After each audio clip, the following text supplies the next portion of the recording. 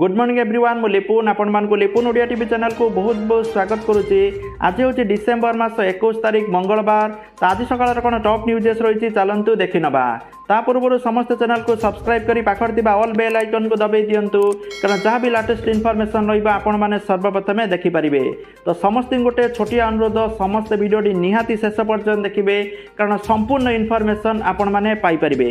तो चलतु डेरी न करी न्यूजेस कौन रही देखी नवा। Let's start. प्रथम अपडेट रही ब्रिटेन ले काया विस्तार करिबारे लगी ओमिक्रॉन। विश्वर अन्य देश में ओमिक्रॉन एवं भयंकर प्रभाव पकई नथिबा बेले ब्रिटेन ले ओमिक्रॉन लो कराल रूप देखिया मिली। कोरोना रे आक्रांत होई ब्रिटेन ले 12 जन ओमिक्रॉन आक्रांतकर मृत्यु घटिथिबा जणा पड़िछि। ए भारिएंट संक्रमक होइतिले मध्य मृत्यु संख्या एते अधिक रहिबो नाही कुआचाउतबा बेले ब्रिटेन ले एहार ठीक विपरीत दृश्य देखिया मिली। 2 नंबर अपडेट रही डिग्री कॉलेज गुड़िक उच्च शिक्षा विभाग पक्षर सतर्क घंटी बजा जाइछि। गुणात्मक शैक्षिक परिवेश एवं मौलिक व्यवस्था नथिबा कॉलेज गुड़िक विरुद्ध में कार्यानुष्ठान ग्रहण करा चेतावनी दि जाइछि। उच्च शिक्षा विभाग मंत्री डॉक्टर अरुण साहू एवं सचिव शाश्वत मिश्र राज्यर सबु डिग्री कॉलेज व्यवस्था को जांच करेंगे। जदि कौन त्रुटि किंबा गुणात्मक शिक्षादान क्षेत्र में समस्या रही है तार समाधान लगी तुरंत पदक्षेप ग्रहण करापड़ी। 3 नंबर अपडेट रही लोकसभा निर्वाचन आईन संशोधन बिल 2021 पास होइछि। आधार कार्ड सहित भोटर परिचय पत्र लिंक कराजिबो। भोटर पंजीकरण पई एणिकी आवश्यक पड़िबो आधार नंबर। भोटर हेबा पई ना जोड़िबाकू चाहिए आधार नंबर जरूरी। भोटर हेबाकू परिचय साब्यस्त पई दरकार पड़िबो आधार नंबर। नुआ आईन द्वारा लिंक उपरे नकली भोटर को बाद दिया जाई पारिबो। आधार कार्ड सहित भोटर आईडी कार्ड लिंक हेबा फलरे जाल मतदाता उपरे लगाम लगी पारिबो बोली तथ्य रहउछि। 4 नंबर अपडेट रहउछि ब्रिटेन ले कोविड रो ओमिक्रॉन प्रजाति द्वारा अति क्षिप्र संक्रमण चलीथिबारु एहाकू रोकिबा पई 2 सप्ताह लॉकडाउन करबाकू योजना चलीछि। लंडन लो विभिन्न हॉस्पिटल ले कोविड रोगी संख्या बढ़ीछि।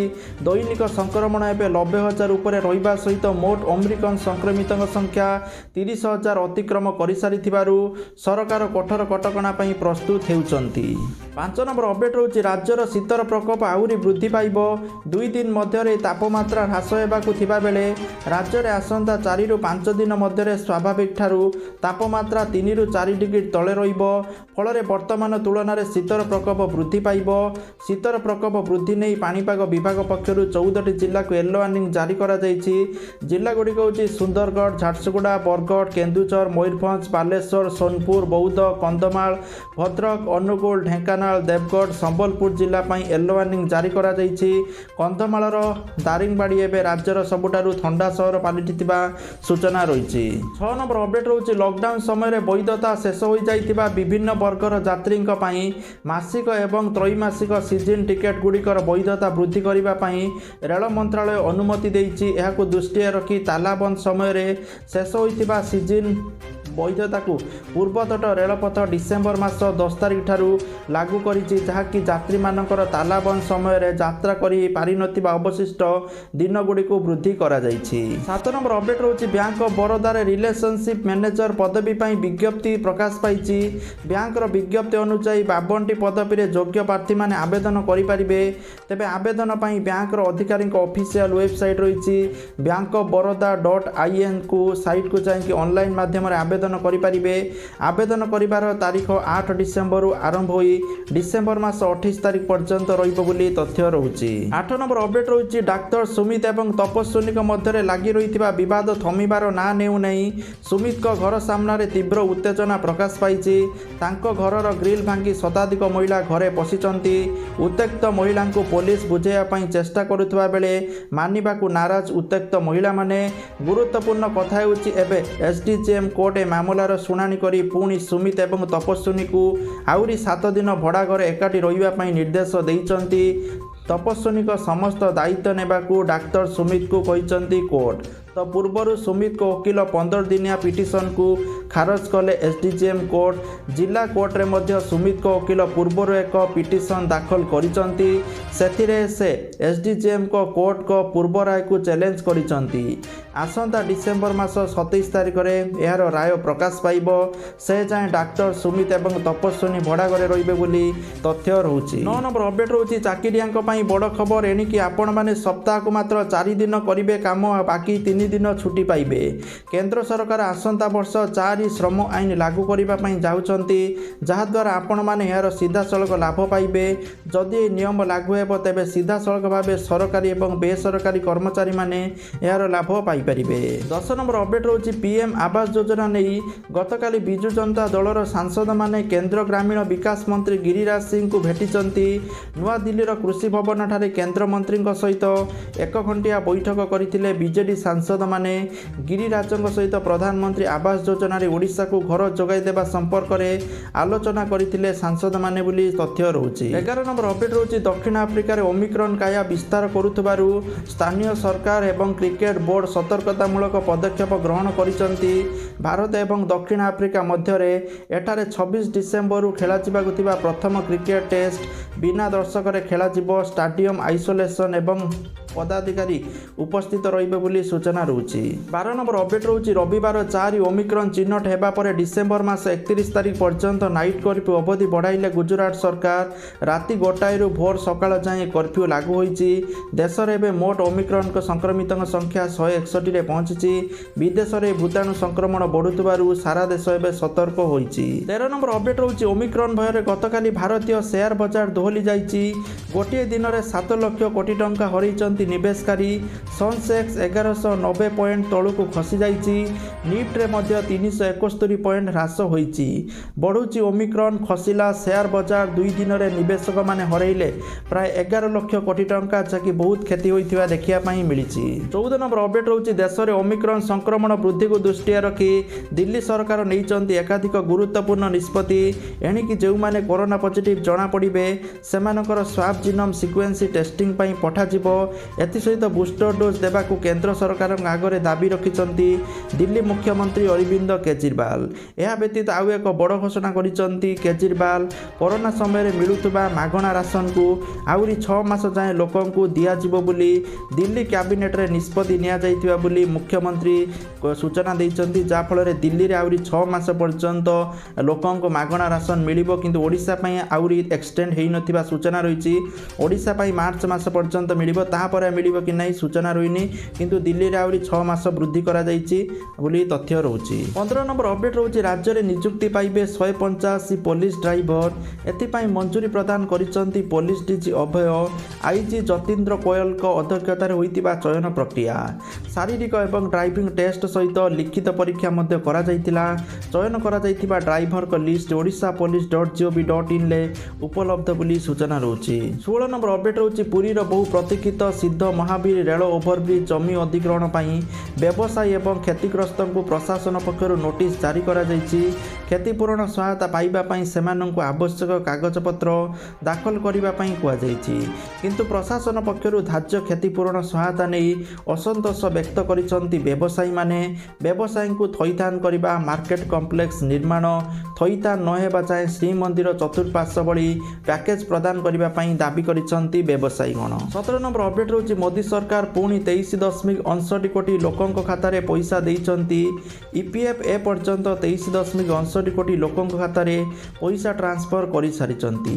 ଇପିଏଫ୍ଓ ଅଫିସିଆଲ ଟ୍ୱିଟର ହ୍ୟାଣ୍ଡେଲରେ କହିଛି ଯେ ବର୍ତ୍ତମାନ ସୁଦ୍ଧା 23.59 କୋଟି ଲୋକଙ୍କ ଖାତାରେ ଆର୍ଥିକ ବର୍ଷ 2020-21ରେ 8.50% ଦରରେ ପିଏଫ୍ ସୁଧର ପଇସା ଦିଆଯାଇଛି। ତ ଆପଣମାନେ ନିଜର ପିଏଫ୍ ଖାତାରେ ଲଗ୍ଇନ୍ କରିକି ମଧ୍ୟ ଚେକ୍ କରିପାରିବେ। 18 ନମ୍ବର ଅପଡେଟ୍ ରହୁଛି ଯଦି ଆପଣମାନେ ଚାହୁଁଛନ୍ତି ଯେ ଆପଣଙ୍କର ପତ୍ନୀ ମଧ୍ୟ ଆତ୍ମନିର୍ଭରଶୀଳ ହୁଅନ୍ତୁ, ଯାହାଫଳରେ ଆପଣଙ୍କ ଅନୁପସ୍ଥିତିରେ ଘରେ ଏକ ରେଗୁଲାର ଇନକମ୍ ଆସିବ ଏବଂ ଭବିଷ୍ୟତରେ ଆପଣଙ୍କ ପତ୍ନୀଙ୍କୁ ପଇସା ପାଇଁ କାହା ଉପରେ ନିର୍ଭର କରିବା ପାଇଁ ପଡ଼ିବନି, ତେବେ ଆପଣ ଆଜି ହିଁ ତାଙ୍କ ପାଇଁ ରେଗୁଲାର ଇନକମ୍ର ବ୍ୟବସ୍ଥା କରିପାରିବେ। ଏଥିପାଇଁ ଆପଣଙ୍କୁ ନ୍ୟାସନାଲ ପେନ୍ସନ୍ ସ୍କିମ୍ରେ ନିବେଶ କରିବା ଉଚିତ। NPS ଆକାଉଣ୍ଟ ଆପଣଙ୍କ ପତ୍ନୀଙ୍କୁ 60 ବର୍ଷ ବୟସ ପୁରା ହେଲେ ଏକାଠି ରାଶି ଦେବ। ଏହା ସହିତ ପ୍ରତି ମାସରେ ତାଙ୍କୁ ପେନ୍ସନ୍ ରୂପେ ରେଗୁଲାର ଇନକମ୍ ମଧ୍ୟ ଦେବ। केवल एतिक नुहे एनपीएस अकाउंट सहित आपण यह मध्य निर्धारित करती जे आपण पत्नी को प्रति मासरे केते पेंशन मिलिबो।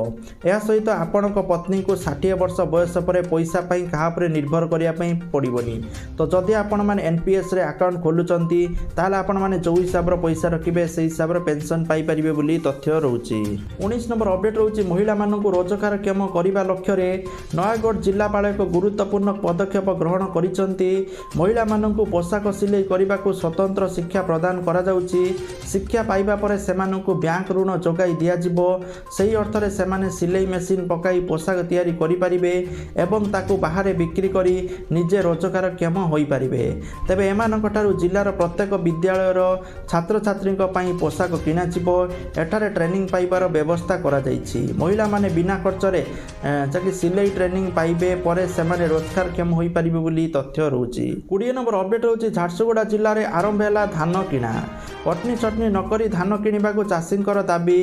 आसंता 24 तारिख रु जिल्लार समस्त पंचायत रे 23टी स्वयं सहायक गोष्ठी माध्यम रे धान किना जिवो। डेरी हेले भी झारसुगुड़ा रे धान किना आरंभ हेबारु चाषी माने सामान्य आश्वस्ति लाभ करिसंती। 21 नंबर अपडेट रहउछि युवक मानकु मागणारे स्मार्टफोन एवं टैबलेट जोगाइबे उत्तर प्रदेश योगी सरकार। डिसेम्बर मास 25 तारिख रे युवक मानकु मागणा स्मार्टफोन एवं टैबलेट वितरण करा जिवो। प्रथम पर्यायर शेष वर्षर छात्रंकु 1 लाख स्मार्टफोन टैबलेट जोगाई दिया जिवो बोली सूचना रहउछि। 22 नंबर अपडेट रहउछि central industrial security force CIF रे 249 हेड कॉन्स्टेबल पदवी रे आवेदन पई विज्ञप्ति जारी होईची। विज्ञप्ति अनुसार स्पोर्ट्स कोटा अनुसार एही आवेदन ग्रहण करा जाउची।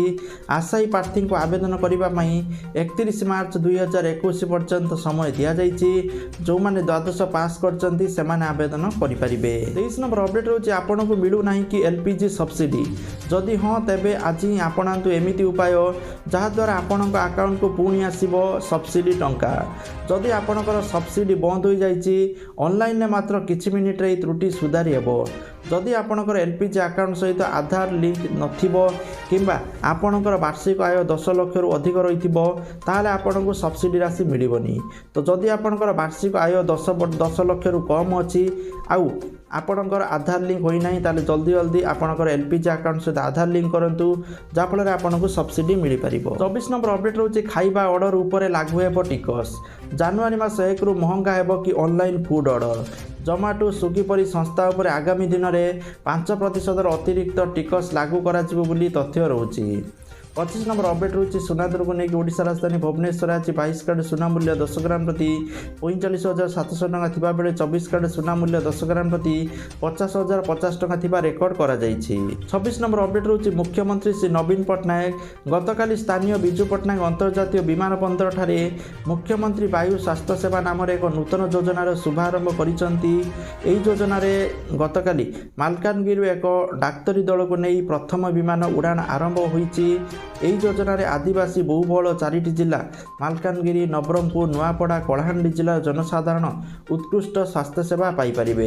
विभिन्न मेडिकल कॉलेज एवं कॉर्पोरेट हॉस्पिटल दक्ष एवं सुनामधन्य डाक्तर माने पूर्व निर्धारित सूची अनुसार एही सब जिलार चिकित्सालय को विमान चके जाई सेठारे हृद रोगी स्नायु रोगी किडनी एवं मूत्राशय रोगी भली सुपर स्पेशालिटी सेवा आवश्यक करुवा रोगी परीक्षा एवं चिकित्सा करिवे बोली सूचना रही।